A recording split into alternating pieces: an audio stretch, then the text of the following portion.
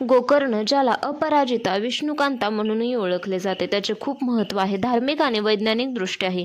वास्तुशास्त्रात हे सुख-समृद्धीचे प्रतीक मानले जाते. धार्मिक पूजेमध्ये याचा वापर केला जातो. हे नशिबाचे प्रतीक मानले जाते. हे फूल महादेव, विष्णू, शनिदेव, देवी लक्ष्मी आणि दुर्गादेवीच्या पूजेत वापरले जाते. ह्याला गोकर्ण का म्हणतात? तर या वनस्पतीची फुले गायीच्या कानासारखी असतात. ही फुले मुख्यतः निळी, पांढरी आणि काही वेळा गुलाबी रंगात आढळतात. परंतु धार्मिक, आध्यात्मिक, शास्त्रीयदृष्ट्या पांढऱ्या आणि निळ्या फुलाचे खूप महत्त्व आहे. ही वेल सहजपणे वाढते. पावसाळ्यात हिला फुलांचा खूप बहर येतो. ही वेल बाल्कनी, गार्डनमध्ये लावता येऊ शकते. ती सौंदर्यवर्धक तर आहेच, पण तिचा धार्मिक आणि आध्यात्मिक शिवाय औषधी महत्त्वही खूप आहे. गोकर्णाचे झाड घरात लावल्याने सकारात्मक ऊर्जेची निर्मिती होते, नकारात्मक ऊर्जा दूर होते. विशेषतः गोकर्णाच्या निळ्या रंगाची फुले घरातील वातावरण शुद्ध करतात आणि शांतता निर्माण करतात. विशेष म्हणजे भगवान विष्णू आणि माता लक्ष्मीची कृपा राहते. ही फुले भगवान विष्णूंना अतिशय प्रिय आहेत. श्रद्धेनुसार निळ्या गोकर्णाच्या फुलांनी भगवान विष्णू आणि माता लक्ष्मीची पूजा केल्यास घरात धन, वैभव आणि समृद्धी येते. विशेषतः आश्विन महिन्यात लक्ष्मीपूजनाला या फुलांचा उपयोग केला जातो. तसेच श्राद्ध काळात या फुलांचा उपयोग तर्पणासाठी केला जातो. तसेच या फुलांमध्ये जर शनिदोष असेल तर शनिदेवाचा कोपही कमी होतो, त्यामुळे ते शनिदेवांना अर्पण करावे. घरातील व्यक्तीचे मन स्थिर राहते. घरात शांतता, सुख, समृद्धी टिकून राहते. आध्यात्मिक सुख, शांती मिळते. तर हे फूल निळे असावे की पांढरे? तर निळे गोकर्णाच्या फुलाचे महत्त्व म्हणजे त्यांना विष्णुप्रिया म्हणतात. ते भगवान विष्णूंना अत्यंत प्रिय आहे. हे भगवान विष्णू, माता लक्ष्मी, शनिदेव यांच्या पूजेत याचा वापर केला जातो.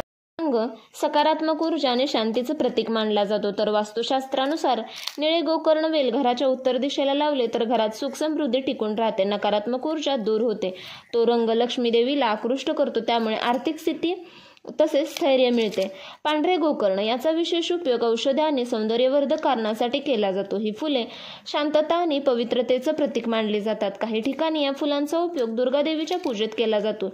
यामुळे घरात शांतता आणि सौम्यता निर्माण होते. ह्या पांढऱ्या गोकर्णाची वेल घराच्या पूर्व किंवा ईशान्य दिशेला लावणे शुभ मानले जाते. पांढऱ्या फुलांचा उपयोग ध्यान आणि योग साधनेसाठी केला जातो, त्यामुळे मनशांती होते. याशिवाय त्वचेच्या सौंदर्यासाठी आणि औषधोपचारासाठी याचा उपयोग केला जातो. औषधी उपयोग म्हणजे याची पाने, फुले, शेंगा यामुळे औषधी उपयोग करून रोगप्रतिकारक शक्ती वाढते. त्यासाठी त्याचा काढा केला जातो. यामुळे सर्दी, खोकला, ताप यांवर मात करता येते.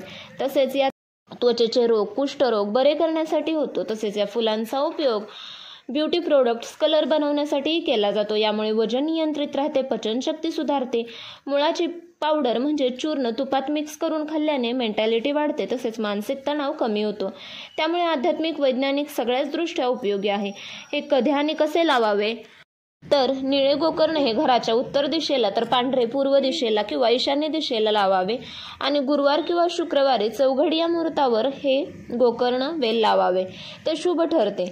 हा खूप सोपा आणि प्रभावी मार्ग आहे, तसेच उपाय आहे. तर तुमच्याही घराच्या आसपास किंवा घराच्या अंगणात, गार्डनमध्ये किंवा बाल्कनीमध्ये गोकर्णाचा वेल आहे का? नसेल तर अवश्य लावा.